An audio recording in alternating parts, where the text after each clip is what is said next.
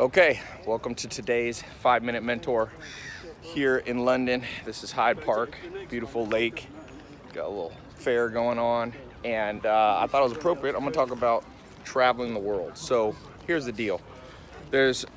Whoa, it's a big dog just came up on me. Look like a wolf. 3 main reasons you need to travel more, okay?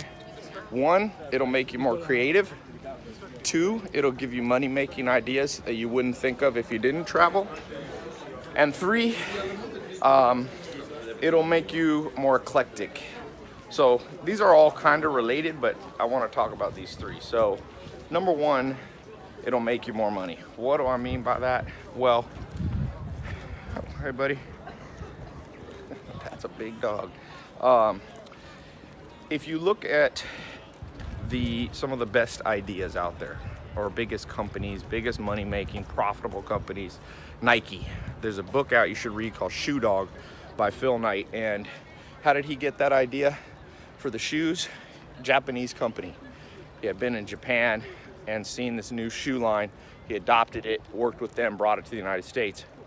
Number 2 company, Red Bull, one of the richest men in the world. He was in Southeast Asia. He saw this sugary drink. He read a newspaper article that it was one of the highest taxpayers, which means it was one of the most profitable companies in Southeast Asia. So he brought it to, I think he's from Austria. He brought it back to Europe and grew it into what we now know as Red Bull. So there's a lot more instances of that, but I only got 5 minutes. So what happens is we get stuck in a rut, and everybody's copying everybody else in your area, in your country, in your state, in your region. And so getting out of the proverbial box, it is a great way to make more money. In fact, there's these brothers in Germany. All they do is take American ideas. They go to America, they see what's working, and they bring it back to Germany. I think it's 3 brothers. They're worth $7 billion. They're young guys. And so they've looked at eBay that we have in America, and they've made like their own clone of it. And it doesn't have to even be traveling countries. You could go see a restaurant. My friend saw a restaurant idea, and he brought it to North Carolina, adapted it into his own pizza place. He makes $500,000 a year. In fact, he teaches in Knowledge Society. So you make more money traveling.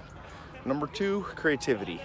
And these go hand in hand, but not just for money making, just creativity in general. I read a book, I can't remember the title, but it's by this scientist, and he basically said, if you have writer's block, if you feel blah in life, changing locations, you don't even have to travel far, you don't have to go across the globe, but any change in where you work, change in your normal routine, it triggers different parts of the brain, forces them to adapt, and by those firing off, the side effect is creativity increases. And you need to be creative. Richest man I've ever had dinner with, and richest guy that I know is Steve Ballmer, owner of the Clippers, co-founder of Microsoft, CEO for 20 years of the biggest company in the world, $40 billion net worth. And he told me, he said, I was talking about my business and stuff, and he just goes, look, creativity is how you make more money. Creativity is the solution for everything. He's like, if you're stuck, if your business, because I was asking him about scaling my business. He said, it's gonna be a creative process, meaning what you're doing now isn't what's gonna make you more money, Ty.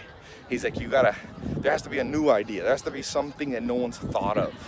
Some new trend you have, some new trend you maybe pioneer a new trend. And so moving around, that's why you see me in London and New York and my farms. And every time, even on the plane, I get a lot of a chance to read and so on.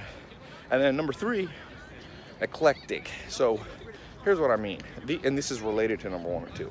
Alan Nation, my first mentor, millionaire mentor, he's dead now, rest in peace, amazing person, one of the most amazing people I ever met.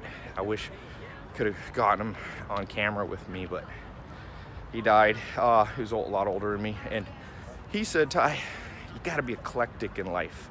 Meaning, what happens in society is you get an engineering degree in college, or you get a art degree or an English degree, you get specialized degrees. What he said, what you really want is to know, it's better to be a jack of all trades, I guess is what he was trying to tell me. And people say, no, don't be a jack of all trades. Well, let me clarify this. In some things you want to have deep domain expertise, like really good at one thing. Like if you're a surgeon, you do want to know a lot about surgery and not be a jack of all trades and do foot, podiatry and a little cancer research. You do have to focus, but in your broad general life, you want to be eclectic. You want to know a little bit about history. And for many reasons. One is for networking. Nobody wants to talk to a boring person who doesn't know anything except their exact occupation and career. You want to have conversations. Remember, networking is what will make you more money. And this program is about, making money. So be eclectic. By traveling, you're going to see new things, hear new things. I mean, I was at this hotel. They got just some different books there on the coffee table that I've never seen in the US. It all works together. So leave a comment below. 3 places you need to travel to, near and far. Okay? See you on the next lesson.